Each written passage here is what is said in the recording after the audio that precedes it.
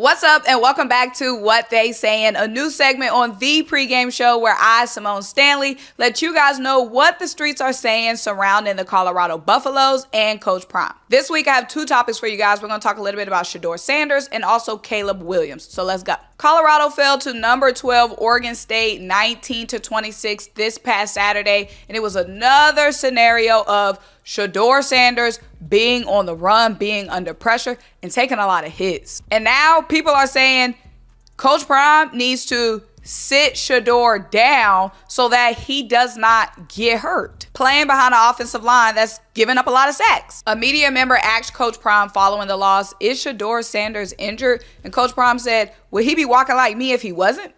And we all know what that means. Now, this is football. Players get dinged up all the time in game, at practice. It's a very physical sport. At this time in the season, it's November? Nobody is completely healthy. Now, if Shedeur Sanders is facing a serious injury, I don't think it'll even be a question if Coach Prime will sit him down. Duh. I don't think any player should ever play through a serious injury unless it's a title game or a championship game. Otherwise, what's the point in possibly aggravating that injury further and then having it turn into a long-term injury that's bleeding over into the next season? But if Shedeur is just banged up and he wants to play through that, I think he should play through that. Let me tell you why. Right now, the Colorado Buffaloes are still bowl eligible. There's still 3 games left in the regular season. They only have to win 2 to become bowl eligible. Now, I know it might be a long shot given the way that the team and the offensive line has been playing. But the team is still in contention for a bowl game. So the team still has to play to win. Now, once the team is officially eliminated from any postseason play, then okay. That's a time where you can consider resting players, sitting players down, playing, third string, second string players to see what kind of depth you have on the team and fill out what you have for next season. But while the team is still competing for something, you need all the dogs on the floor. So unless Shedeur has a serious injury, I don't see why people would even be saying sit him down. This is war, baby. This is football. It's a extremely contact, violent sport. People are going to be banged up. People are going to be hobbling. So unless Shedeur Sanders is battling a serious injury, I wouldn't consider sitting him down until the team is completely out of bowl game and playoff contention. Because if Coach Prime sits down a healthy Shedeur Sanders, while the team is still in contention for a bowl game, no matter how slim those chances are, what message does that send to the fans? What message does that send to the athletes? That's basically saying, I give up. I'm taking my soldiers off the field. I'm taking my dogs off the floor. I'm throwing in a white towel. When a team empties the bench, y'all know what that means? Y'all know what that means. That means we gave up. So I don't think that's a good message to send while the team is still technically playing for something. Let me know what y'all think. Now let's pivot to another topic.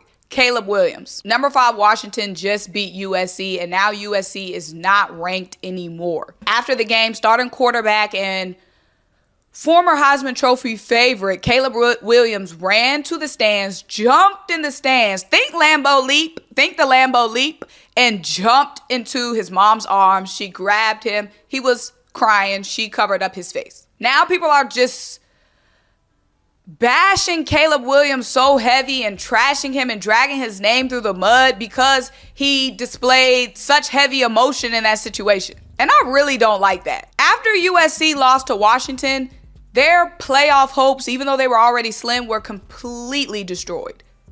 They fell out of the top 25. Caleb Williams has been balling. He's been hooping. He's been putting up 40-plus point performances. He put up 42 points in that game against Washington. He's been leaving it all out on the floor. He's been leaving it all out on the field. And in that moment, everything he's been playing for in his college football career basically went out the window. He was overwhelmed with emotion. He couldn't think about anything at that moment except being in his mother's arms. Now people are saying, What NFL team would want to draft him? He's too soft to play in the NFL. He's crying over a football game. What message does this send? You know what message that sends to me? The message that I got from that was passion, was love for the game, was love for winning. That's what I would want in a leader. Someone who wants to win so bad that is gut-wrenching when you lose. You guys have to remember, this is his last season playing college football. He hasn't been able to compete for a title. And in that moment, he knew whatever little hopes there was left was gone. All the work that they've put in, all the work he's put in is coming to an end. And he was extremely vulnerable in that moment, and I don't see anything wrong with it. That just shows to me that he loves the game, that he loves winning. I want my leader to show passion. I want my leader to care. And that's what he showed, in my opinion, that he cares. There's so many athletes, in my opinion, as a fan, being a football fan, I've seen so many athletes I felt like didn't really care about the outcome of the game. Didn't really care about winning. So to see that from Caleb Williams, someone who's consistently put it all out on the field, he's going to have money. He's going to be a top pick. He's going to get paid. But he still cares about winning that game. In a time of college sports and college athletics where people feel like with the NIL, players aren't going to care anymore because they're getting paid. He's showing that the main thing is still winning. That's a beautiful thing to me. So for people to confuse passion for being soft and not tough enough to play the sport, we already know he's tough enough. He's the projected number 1 round pick. He's got the numbers to back up that he's tough enough, good enough to play the sport. So that's delusional. People saying, oh, emotion and crying has no place in football. Y'all, it's a game. It is a game. We're not talking about Caleb Williams being tough enough to be on the front lines of World War III. It's a football game, y'all. It's a game. Emotions can be a part of it. You shouldn't have to hide your feelings and hide your emotions to play a game. As long as you hooping, as long as your numbers and your production is there like it's been with Caleb, I don't care if he want a Lambo leap into his mama lap. Okay? So for people saying, I don't want him on my NFL team anymore, you crazy. You're crazy. Because what that showed to me, somebody who has a hunger to win. A hunger to win. That's what that showed to me.